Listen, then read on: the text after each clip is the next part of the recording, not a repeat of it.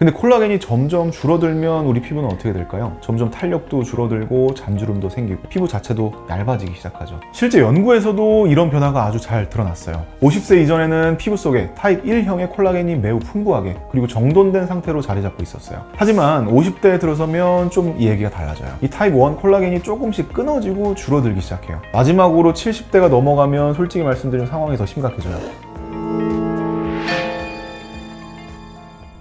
어제 제가 간식으로 젤리를 먹으면서 이런 생각이 좀 들었어요. 젤리를 이 손가락으로 좀 눌러도 금방 다시 탱탱하게 올라오잖아요. 내 피부도 이 젤리처럼 탱탱하면 얼마나 좋을까라는 생각이 들더라고요. 젤리가 그렇게 탱탱한 비밀은 바로 젤라틴이라는 성분 때문이에요. 이 젤라틴은 사실 콜라겐을 가공해서 만든 성분입니다. 그럼 이런 궁금증이 생겨요. 혹시 젤리를 많이 먹으면 피부도 탱탱해지지 않을까? 듣기만 해도 혹하시죠? 안타깝게도 그러진 않습니다. 이 우리가 먹은 콜라겐은 대부분 소화 과정에서 잘게 분해돼요. 그래서 피부로 이동해서 탄력을 높여주지는 않습니다. 다시 말해서 젤리를 먹는 것만으로 피부가 곧바로 탱탱해지는 일은 사실 없어요. 그럼 진짜 중요한 게 뭘까요? 바로 내 피부 속에서 원래부터 자리 잡고 있는 콜라겐이에요. 문제는 이 콜라겐이 시간이 흐르면서 조금씩 줄어든다는 겁니다. 그리고 이 콜라겐이 줄어들면서 피부에도 서서히 변화가 나타나게 되죠.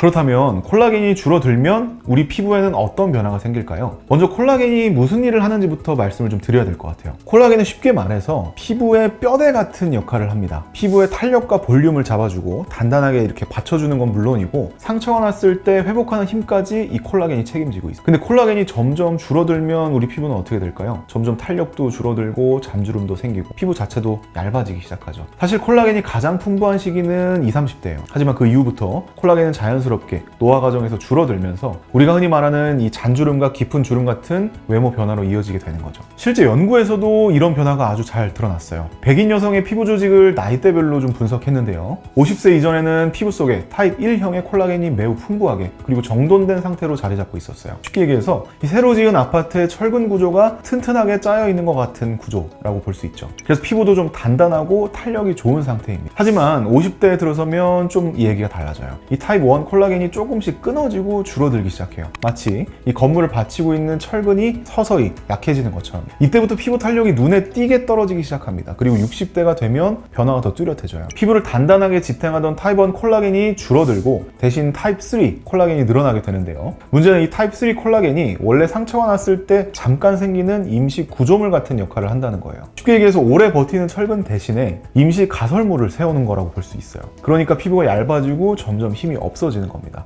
마지막으로 70대가 넘어가면 솔직히 말씀드리면 상황이 더 심각해져요. 타입 1 콜라겐이 점점 더 많이 끊어지고 남아있는 것마저 뒤엉켜 버리게 되는데 건물의 뼈대가 무너지고 철근이 여기저기 얽혀있는 모습과 비슷해지게 돼요. 그래서 피부 탄력이 확실히 떨어지고 눈에 봐도 노화가 뚜렷하게 드러나게 되는 거죠. 이처럼 콜라겐이 줄어드는 건 누구나 겪는 자연스러운 노화 과정이에요. 다만 자외선이나 흡연 같은 외부 요인 때문에 그 속도가 훨씬 빨라질 수 있습니다. 그래서 콜라겐을 지키려면 생활 습관 관리가 정말 중요해요. 예를 들어서 햇빛이 강할 때는 선크림 꼼꼼히 바르고 평소에는 과일이나 채소처럼 비타민이 풍부한 음식을 챙겨 드시고 흡연을 피하는 것만으로도 매우 큰 도움이 됩니다. 하지만 아쉽게도 이런 관리를 해도 시간이 지나면 콜라겐은 노화에 의해서 자연스럽게 줄어들 수밖에 없어요. 그래서 요즘은 부족해진 콜라겐을 어떻게 보충할 수 있을까에 관심을 가지는 분들이 정말 많아졌습니다. 방법은 크게 세 가지로 나눌 수 있는데요. 먹는 것과 바르는 것, 그리고 피부 속에 직접 채워 넣는 것입니다. 그렇다면 여기서 가장 궁금한 건 이거겠죠? 도대체 뭐가 효과가 있느냐? 지금부터 제가 하나씩 알려드릴게요.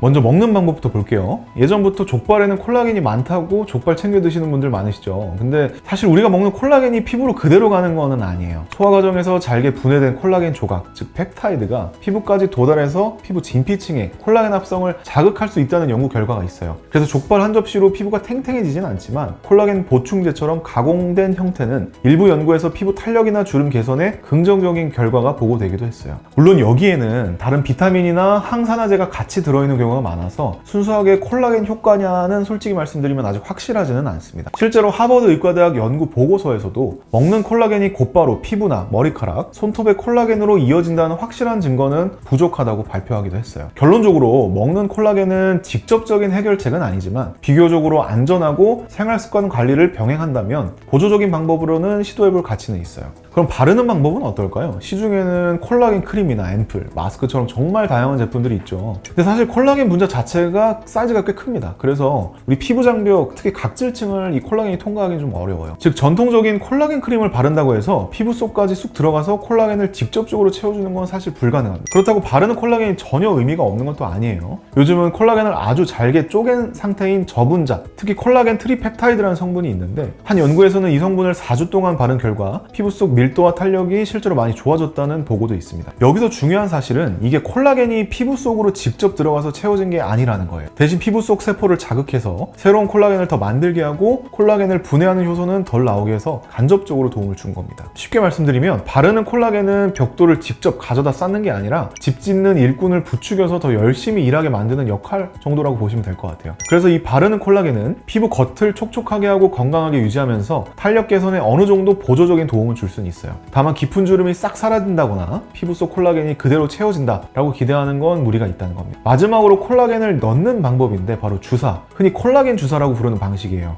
먹거나 바르는 것과 달리 진피층 깊숙이 들어가서 직접 작용하기 때문에 상대적으로 빠르게 눈에 띄는 변화를 경험했다는 보고가 많습니다. 여기서 중요한 포인트는 이 주사가 콜라겐 자체를 그대로 넣는 건 아니에요. 대신 피부 속의 세포를 자극해서 새로운 콜라겐 합성을 촉진하는 방식이라서 많은 분들이 스킨 부스터, 콜라겐 부스터라고 부를 수 있어요. 자, 근데 여기서 헷갈릴 수 있습니다. 바르는 콜라겐도 세포를 자극한다 하더니 주사로 넣는 콜라겐 부스터도 세포를 자극한다. 그럼 결국 같은 게 아닌가요? 비슷해 보이지만 실제로는 차이가 좀 커요. 먼저 바르는 콜라겐은 피부 가장 바깥, 즉 표피 근처에서만 작용합니다. 콜라겐 분자가 워낙 커서 깊은 곳까지 들어가진 못해요. 대신 잘게 쪼개진 펩타이드가 세포를 살짝 자극해서 조금 더 콜라겐을 만들어 볼까 하고 신호를 보내는 정도예요. 그래서 효과도 완만하고 보조적인 역할에 가까워요. 반대로 콜라겐 부스터 주사는 콜라겐이 실제로 필요한 자리, 즉 진피층 속에 직접 들어간다고 볼 수 있습니다. 말 그대로 피부 뼈대가 있는 현장에 바로 들어가서 세포를 자극한다는 거죠. 그래서 새 콜라겐 합성을 더 강하게 끌어내고 비교적 짧은 시간 안에 눈에 띄는 변화도 볼 수 있습니다. 비유하자면 바르는 콜라겐은 집 짓는 일꾼 옆에서 힘내세요 라고 응원하는 정도라면 이 주사로 넣는 콜라겐 부스터는 건설 현장에 직접 자재랑 장비를 공급해 주는 거라고 볼 수 있어요. 실제로 연어 DNA에서 추출한 성분인 폴리뉴클레오티드, 즉 PN을 진피에 주입한 연구에서는 피부 탄력 증가와 잔주름 완화, 피부결 개선까지 확인되기도 했어요. 또 하나의 장점은 이런 주사가 단순히 콜라겐만 늘려주는 게 아니라 피부 두께와 수분 보유력까지 개선해서 피부 전반적인 질을 끌어올린다는 거예요. 근데 여기서 흥미로운 점이 하나 있어요. 우리가 흔히 콜라겐 주사라고 하나로 묶어 부르지만 사실 그 안에는 여러 가지 성분과 방식이 존재한다는 겁니다. 아마 이런 궁금증 한 번쯤은 가져보셨을 거예요. 콜라겐 주사라고 하면 다 같은 거 아닌가요? 정답은 아닙니다. 콜라겐 부스터 안에도 성분과 작용 기전에 따라 여러 종류로 나눌 수가 있는데 그중 요즘 가장 많이 하는 이야기가 바로 주베룹과 콜라주예요. 저희 병원에도 많은 분들이 찾아주고 계신데요. 이름은 좀 비슷하지만 들어있는 성분도 좀 다르고 피부 속에 작용하는 방식도 차이가 있어서 사람들이 목적에 맞게 따로 선택하고 있습니다.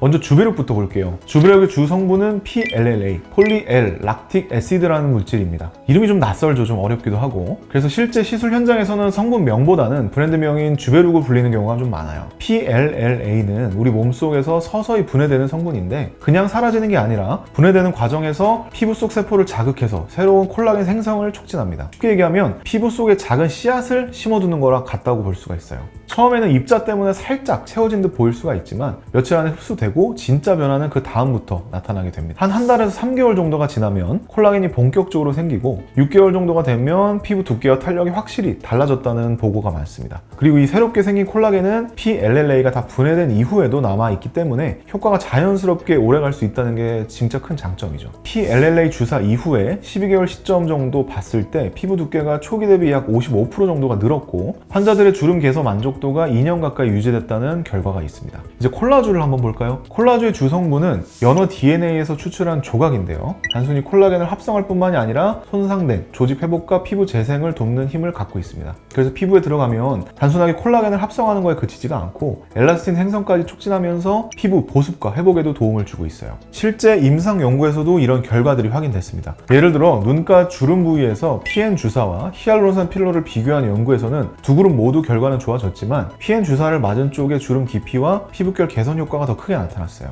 또 다른 연구에서는 이 PN 주사가 효과 지속 기간이 더 길고 이상 반응도 적다는 결과도 있었죠. 이런 특성 때문에 이 PN 주사는 시술 직후 며칠 안에 피부가 촉촉해지고 잔주름이 옅어지는 변화를 느꼈다는 분들이 많습니다. 마치 말라있던 스펀지가 물을 머금고 금세 탱탱해지는 느낌이라고 좀 볼 수가 있어요. 그래서 이 PN 주사로 대표되는 콜라주는 건조함이나 얕은 잔주름이 고민인 분들 또는 피부과 시술을 처음 시작해보려는 분들이 부담 없이 선택하기 좋은 방법이라고 볼 수 있어요. 그럼 이 콜라겐 주사를 한 번 맞으면 효과는 보통 어느 정도 갈까요? 보통은 1회 시술만으로 몇 주 안에 눈에 띄는 개선이 나타났다는 보고도 있고 효과는 6개월에서 길게는 1년 이상 이어진다고 해요. 물론 이 기간은 개인차가 매우 큽니다. 피부 상태나 원래 콜라겐을 만드는 능력, 평소 생활 습관에 따라 달라질 수는 있거든요. 예를 들어 아까 말씀드린 이 PN 주사 임상 시험에서는 6개월 후에도 눈가 주름이 개선됐지만 12개월이 지난 시점에서는 PN 주사 부위만 효과가 유지됐습니다. 반대로 이 PLLA의 경우에는 연구에 따라 2년까지 개선 효과가 이어진다는 결과도 있어요. 다만 실제 임상 현장에서는 보통 6개월에서 1년 단위로 피부 상태를 확인하면서 필요할 때 추가 시술을 결정하는 경우가 많습니다. 왜냐하면 시간이 지나면서 피부는 어쩔 수 없이 콜라겐을 잃어가기 때문이죠. 그래서 저는 환자분들한테 이렇게 말씀드리고 있습니다. 콜라겐이든 주베룩이든 다시 얘기해서 PLLA 주사든 PN 주사든 한 달 간격으로 3번 정도 연달아 맞으시면 한 1년 정도 효과가 간다는 말씀을 좀 드리고 있어요. 그럼 시술 시기는 언제가 좋을까요? 전문가들 얘기를 들어보면 피부가 특히 탄력을 잃거나 건조해지기 쉬운 시기에 맞춰서 하는 경우가 많습니다. 예를 들어서 중요한 일정이나 촬영을 앞두고 미리 받는다든지 여름 전에 자외선이 강해지기 전에 혹은 환절기나 겨울처럼 건조한 계절이 시작되기 전에 해두면 도움이 된다는 거죠. 다만 이건 엄밀한 연구 결과라기보다는 현장에서 많이 쓰는 경험적인 팁에 가깝습니다.